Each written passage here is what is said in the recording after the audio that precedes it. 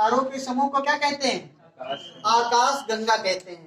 तो एक आकाश गंगा में कितने तारे होते हैं?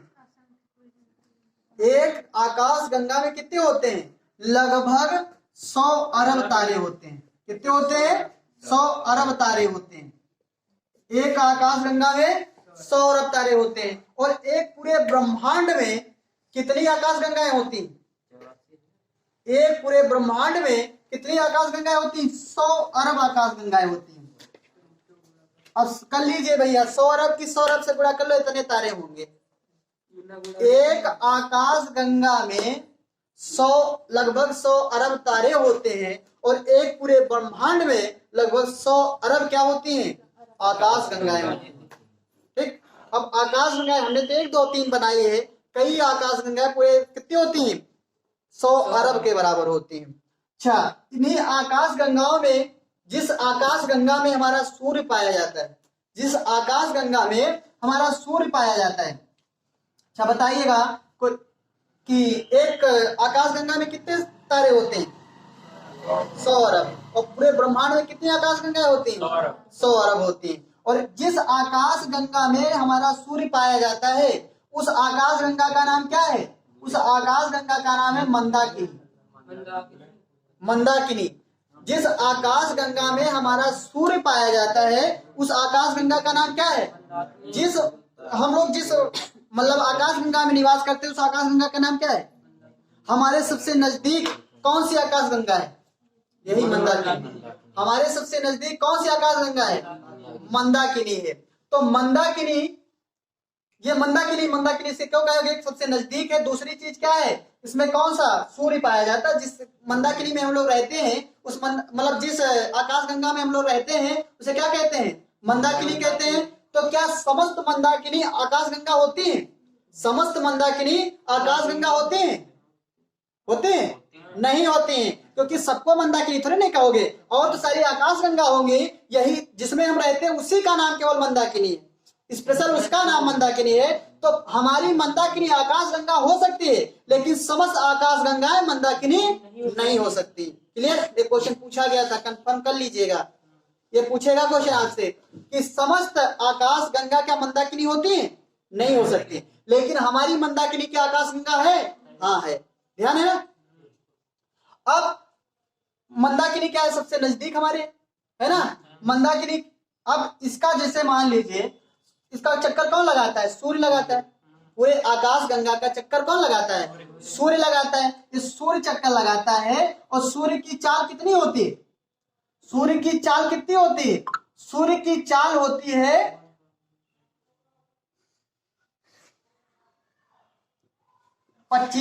250 किलोमीटर प्रति सेकेंड। 250 किलोमीटर प्रति सेकेंड, इतनी जोर से चलता है। 250 किलोमीटर प्रति सेकेंड। अब सोच लो, एक सेकेंड में कितनी दूर जाता है? 250 किलोमीटर की दूरी तय करता है। एक सेकेंड में 250 किलोमीटर की दूरी तक। आखिर इतनी तेज से गाड़ी चलने लगे तो तो यहाँ बैठोगे तो तुमसे यही कहेगा, भैया क्या स्टार्ट करें? हाँ कहोगे स्टार्ट करो, जो पहुंच गए भाई। पूरा उन्नाव पार, पूरा उन्नाव पार, तो पता नहीं कहाँ पहुंच गए।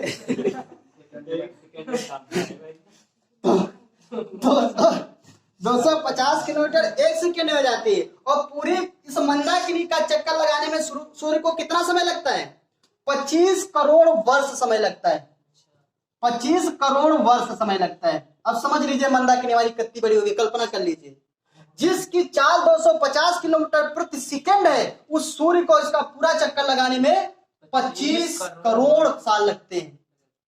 25 करोड़ साल में पूरा एक चक्कर लगा पाता है। अब सोच लीजिए, एक मंदाकिनी के स्थित है, कितनी आकाश गंगा है? 100 अरब आकाश गंगा है। क्या किसी ब्रह्मांड में पूरे, तुम कहते हैं ईश्वर ब्रह्मांड का वासी, ईश्वर ब्रह्मांड में निवास करता है। ये ब्रह्मांड, जब दार्शनिक बनते तो यही कहते हैं ब्रह्मांड क्या है, सत्य क्या है, असत्य क्या है, इसकी खोज करते हैं। क्या ब्रह्मांड में एक ईश्वर को आप खोज सकते हो? इतना बड़ा ब्रह्मांड है। आप सोच लीजिए, इतनी चाल से चलने वाला 25 करोड़ वर्ष में एक चक्कर लगा पाता है जिस मंदाकिनी जिसमें हम रहते हैं, सिर्फ उसकी बात कर रहे हैं। पूरे ब्रह्मांड की बात करोगे, क्या कल्पना कर सकते हो? कभी घूम सकते हो? कभी नहीं घूम सकते हो। इतनी तो इसकी चाल होती है। आप देखिएगा, और एक पूछा जाता है, इसमें पूछा जाता है कि भैया अभी पूछा गया था मंदाकिनी में नए तारे कहां पाए जाते हैं? मंदाकिनी में नए तारे कहां पाए जाते हैं? तो किनारों पर क्या होते हैं? किनारों पर नए तारे पाए जाते हैं। नए तारे कहां पाए जाते हैं? किनारों पर नए तारे पाए जाते हैं। किनारों पर क्या पाए जाते हैं? नए तारे। नए तारे कहां होते हैं? किनारों पर होते हैं।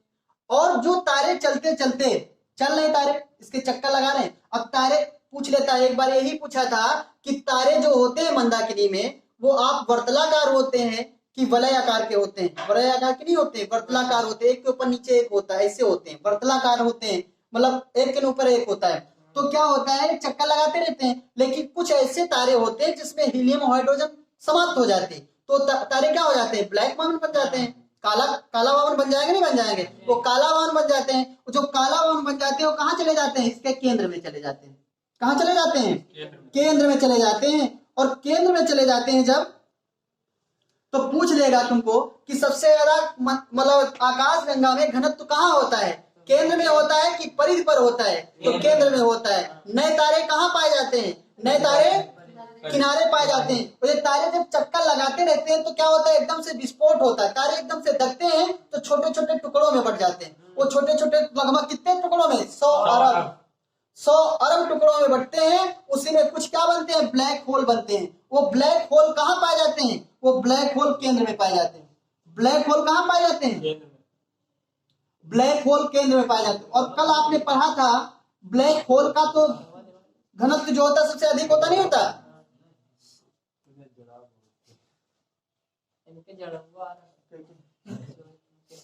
तो वो पहन के आया करो जैकेट ना। जरूरी है कि आप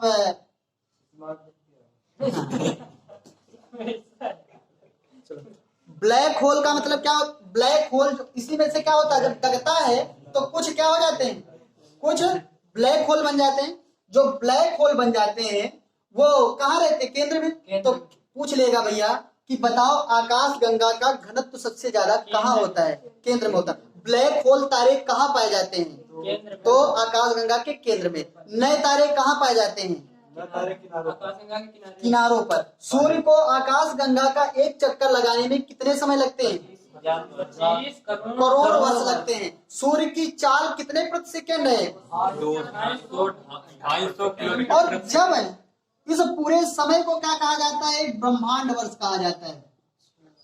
ब्रह्मांड वर्ष कहा जाता है।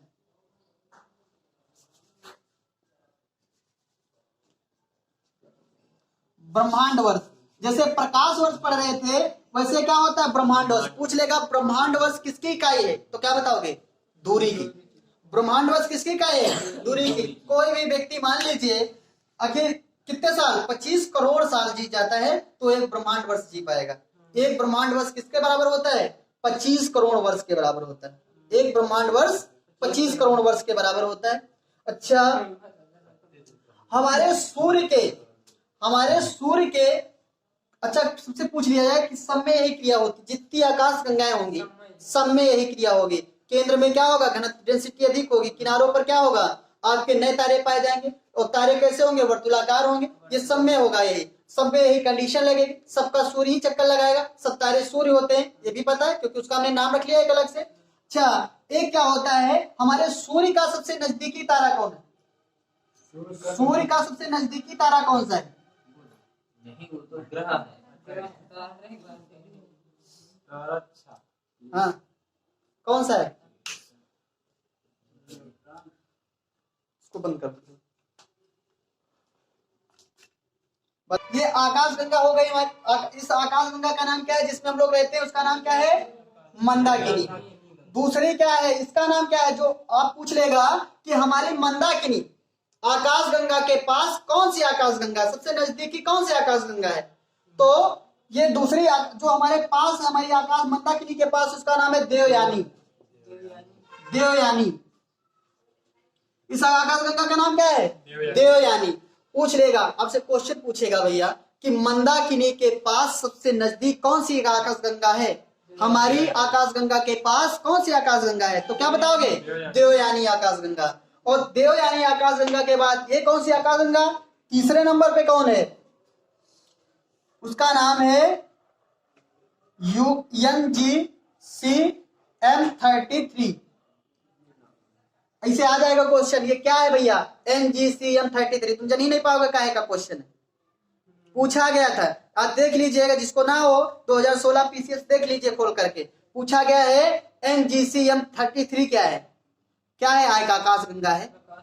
क्या है? आकाश गंगा है, एक तारा है, एक द्रव्य है, एक पदार्थ है, ऐसे लिख के देगा तो आप सोचोगे केमिस्ट्री का तो नहीं है, पदार्थ लगा दो, लेकिन ये क्या है? एक आकाश गंगा है।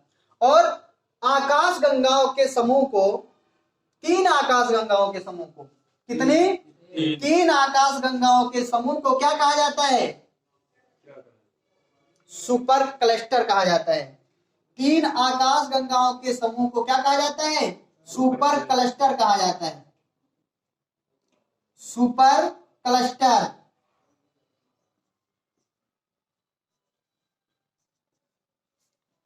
अब पूछ लेगा सुपर क्लस्टर क्या है? 3 आकाश गंगाओं का समूह, 2 आकाश गंगाओं का समूह, 1 आकाश गंगा का समूह, इनमें से कोई नहीं।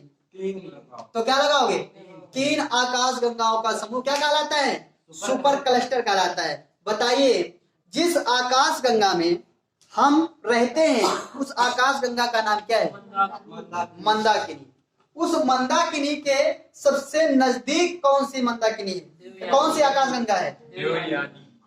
देवयानी। देवयानी। अच्छा, तीसरे नंबर पे कौन सी आकाश गंगा है? NGCM33। अच्छा, NGCM33 क्या है? आकाश गंगा है। 3 आकाश गंगाओं के समूह को क्या कहा जाता है? सुपर क्लस्टर कहा जाता है। नोट कर लो फिर आगे। ब्लैक होल आकाश गंगा में कहाँ पाए जाते हैं? आकाश गंगा में सबसे ज्यादा घनत्व कहाँ होता है? केंद्र में। आकाश गंगा में मरे हुए तारे कहाँ पाए जाते हैं? सौर परिवार पाया जाता है। और सौर परिवार का मुखिया कौन होता है? सूर्य होता है। सौर परिवार, पूरा परिवार के मुखिया होता है, तो सौर परिवार को चलाने वाला मुखिया कौन होता है? सूर्य होता है। तो सौर परिवार में क्या पाए जाते हैं? ग्रह पाए जाते हैं। क्या पाए जाते हैं? सौर परिवार में ग्रह पाए जाते हैं। तो सूर्य के सबसे नजदीक जो होता है उसे क्या कहते हैं? सौर परिवार। और सूर्य के थोड़ा उसके दूर वाले को क्या कहते हैं? जो दूर पाया जाता है उसको क्या कहा जाता है? जो दूर पाया जाता है उसको क्या कहा जाता है? उसको नक्षत्र कहा जाता है। क्या कहा जाता है? नक्षत्र कहा जाता है। जो उससे दूर होता है उसको क्या कहा जाता है?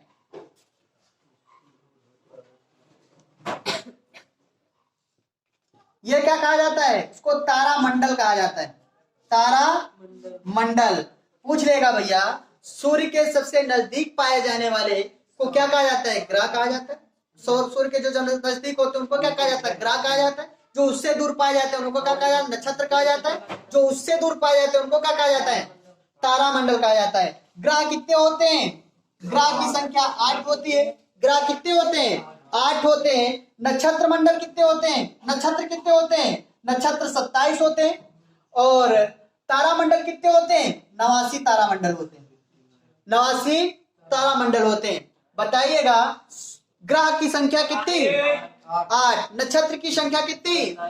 27। और तारामंडल की संख्या कितनी? 89। अब तो नहीं बोलेंगे कि ग्रह कितने होते हैं? 8 हैं। आपके नक्षत्र कितने हैं? 27 हैं।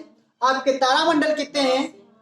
देखो, हमारे यहाँ क्या होता है, हमारे जो जीवन पे है, कहा जाता है ज्योतिष जो चलती है वो ग्रह और नक्षत्रों पे चलती है। जो लोग ज्योतिष का अध्ययन करते हैं, हमारे आज भी ज्योतिषी माने जाते हैं। यही देखो बैठे सामने मास्टर जी, इनको किसी ने बता दिया कि आपको जीवन में नौकरी नहीं मिलेगी, छोड़ के चले गए हरियाणा कमाने के लिए। यही मास्टर जी बैठे। तो बहुत लोग आज क्या है, नक्षत्रों पर विश्वास करते हैं। नक्षत्र कैसे होता है? हमारे यहाँ ग्रह और नक्षत्र, जब हम पैदा होते हैं तो क्या होता है, इसी 8 ग्रह में एक पृथ्वी होती नहीं होती? होती है। इन्हीं 8 ग्रहों में एक पृथ्वी भी तो ग्रह है। तो इन 8 ग्रहों में जो पृथ्वी ग्रह है, तो उस समय हम लोगों को ये देखा जाता है कि भाई इस समय जो ग्रह किसके चक्कर लगाएंगे? लगाएंगे ना। और इसी का चक्कर कौन लगाएगा? नक्षत्र में। तो ये देखा जाता है कि ग्रह जो होता है वो ग्रह पृथ्वी भी है। तो जिस समय तुम पैदा हुए उस समय पृथ्वी पर कौन सा ग्रह था, किस ग्रह में तुम पैदा हुए? तो इसलिए क्या होता है, आपका पैदा होने का टाइम लिखा जाता है, टाइम से निकाल लिया जाता है उस समय कौन सा ग्रह चल रहा होगा। कहा नहीं जाता कि आप शनि ग्रह के हुए कि बुध के हुए, कौन सा ग्रह रहा जब तुम पैदा हुए, अच्छे ग्रह में नहीं पैदा हुए, अच्छे नक्षत्र में नहीं पैदा हुए। और क्या देखा जाता है कि उस समय पृथ्वी के सामने से कौन सा नक्षत्र गुजर रहा था। 27 नक्षत्र होते हैं, कौन सा नक्षत्र गुजर रहा है ये भी देखा जाता है।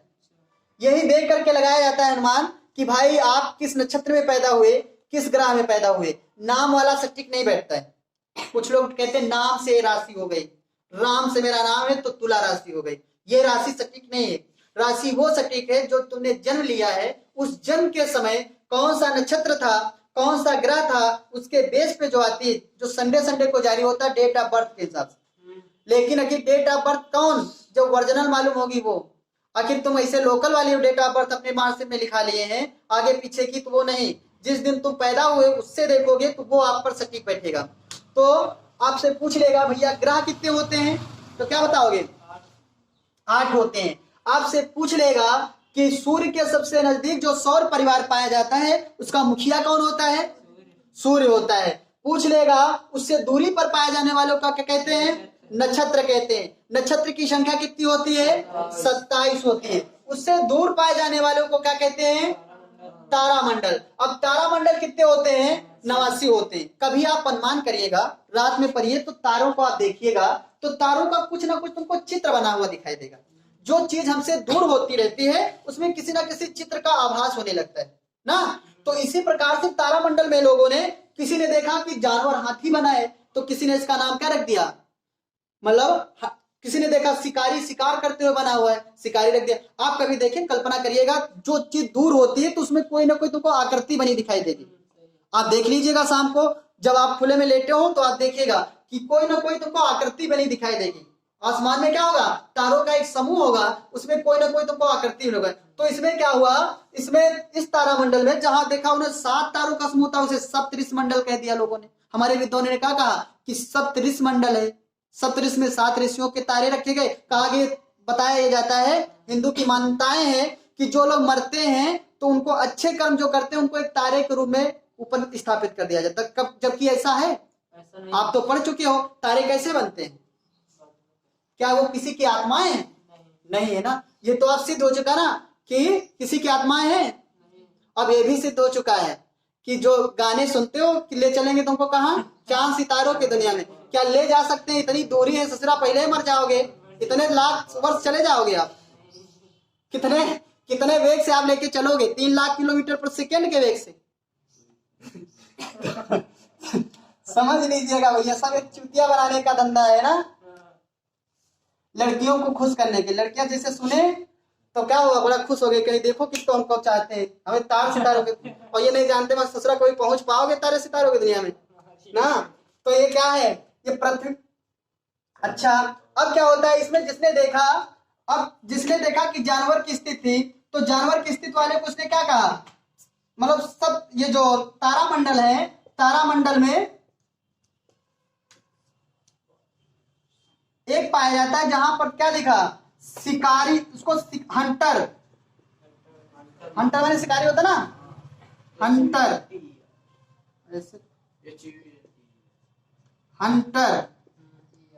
हंटर मंडल होता है। हंटर तारामंडल में क्या होता है, उस मंडल में क्या होता है, शिकारी की तरह आपको दिखाई देगा। कुछ लोगों ने देखा कि तारामंडल का समूह को कैसा दिखाई दिया, एक शिकारी की बात दिखाई दिया ना, हंटर की बात दिखाई दिया, तो उसका नाम क्या रख दिया, हंटर तारामंडल रख दिया। हंटर तारामंडल में सबसे चमकीला कौन सा ग्रह वो है, तारा? पूछ लेगा, हंटर तारामंडल में सबसे चमकीला कौन सा ग्रह वो तारा है, चमकीला तारा?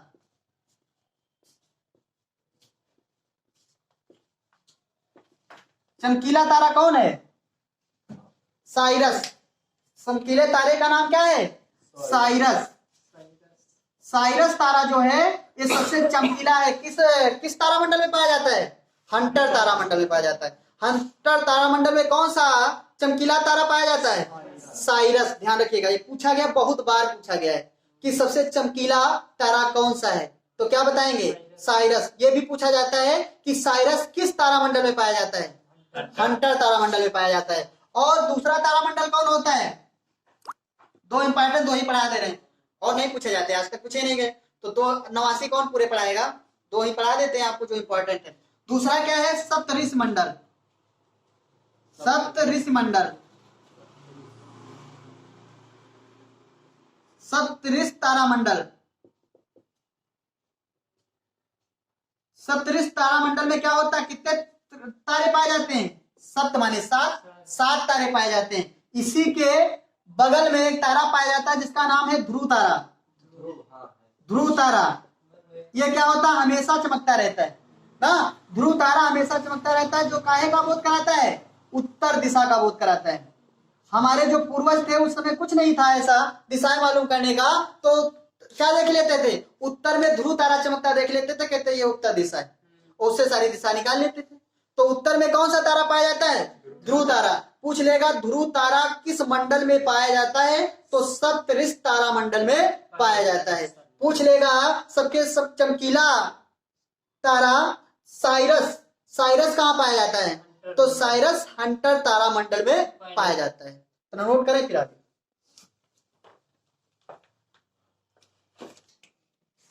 पहले क्या था? एक बहुत बड़ा ग्रह था। पहले क्या था? एक बहुत बड़ा ग्रह था।